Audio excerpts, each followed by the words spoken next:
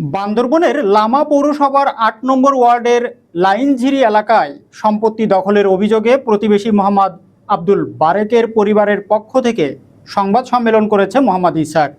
মঙ্গলবার অর্থাৎ ১৭ June Lama press ক্লাবে আয়োজিত এই সংবাদ সম্মেলনে মৃত হানিফ ভান্ডারীর পরিবারের বিরুদ্ধে একের পর এক হামলা, মামলা ও মিথ্যা অপপ্রচারের অভিযোগ তোলা হয়। এ নিয়ে দেখুন লামা আলী কদম প্রতিনিধি জাহিদ হাসানের একটি রিপোর্ট। বান্দরবানের লামা পৌরসভার ৮ নং ওয়ার্ডের লাইনঝিরি এলাকায় সম্পত্তি দখলের অভিযোগে প্রতিবেশী মোহাম্মদ আব্দুল বারেকের পরিবারের পক্ষ থেকে সংবাদ সম্মেলন করেছেন মোহাম্মদ ইসহাক। মঙ্গলবার ১৭ জুন লামা প্রেস ক্লাবে আয়োজিত এই সংবাদ সম্মেলনে মৃত হানিফ ভান্ডারীর পরিবারের বিরুদ্ধে একের পর এক হামলা, মামলা ও মিথ্যা অপপ্রচারের অভিযোগ তোলা হয়।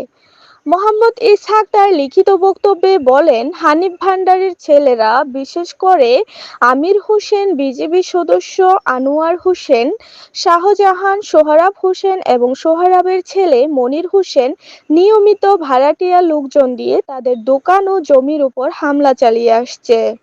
সর্বশেষ গত ১০ জুন রাত ৮টায় মধুছিরি এলাকা থেকে সন্ত্রাসী ভাড়া করে তাদের দখলকৃত জমি থেকে উচ্ছেদের চেষ্টা করা হয়, যা পুলিশ ও প্রশাসনের হস্তক্ষেপে রোধ করা সম্ভব হয়েছে। তিনি আরো বলেন, হানিফ ভান্ডারীর বাবা রুস্তম আলীর নামে থাকা ২ চৌহদ্দির মোট ৫ একর দ্বিতীয় ও তৃতীয় শ্রেণীর জমি তাদের ভূদখলীয় স্থানের বাইরে অবস্থিত। রুস্তম আলীর নামে থাকা আরও ৫ একর জমি ইতিমধ্যে মাতামুহুরী কলেজের নামে নামজারি করা হয়েছে। বর্তমানে তারা যেসব দোকান ও জমি ব্যবহার করছেন সেগুলো তাদের দাদা ওমর আলীর নামে থাকা ৪৯৬ খতিয়ানের ২ একর জমির অংশ বলে জানান ইসহাক। ইতিহাস তুলে ধরে ইসহাক বলেন, ৯০-এর দশকে রুস্তম আলী জোরপূর্বক জমি দখলের চেষ্টা করলে তৎকালীন উপজেলা পরিষদ চেয়ারম্যান আলহাজ আলী মিয়ার মধ্যস্থতায় তিনি লিখিতভাবে অঙ্গীকার করেন তিনি আর জমি দাবি করবেন না। এরপর ২০০৪ ও ২০২২ সালে পুনরায় জবরদখলের চেষ্টা হলে লামা থানায় সাধারণ ডায়েরি এবং মামলা হয়। ২০২২ সালে মামলার তদন্তে সহকারী কমিশনার এর প্রতিনিধি সরেজমিনে প্রতিবেদন দেন, যেখানে উল্লেখ করা হয় নালিশিকৃত জমি সরকারি রাস্তার অংশ এবং পক্ষদ্বয়কে এই জমিতে প্রবেশ না করতে নির্দেশ দেওয়া যেতে পারে। আদালতের নির্দেশে মামলাটি নথিভুক্ত করে স্থগিত করা হয়।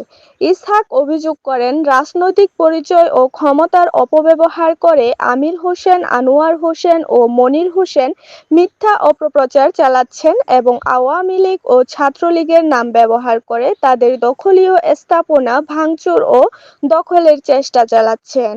সংবাদ সম্মেলনে তিনি আইন শৃঙ্খলা বাহিনীর দৃষ্টি আকর্ষণ করে বলেন, এই দখলবাজ পরিবারের হাত থেকে বাঁচতে প্রশাসনের হস্তক্ষেপ এবং এলাকাবাসীর সহযোগিতা জরুরি।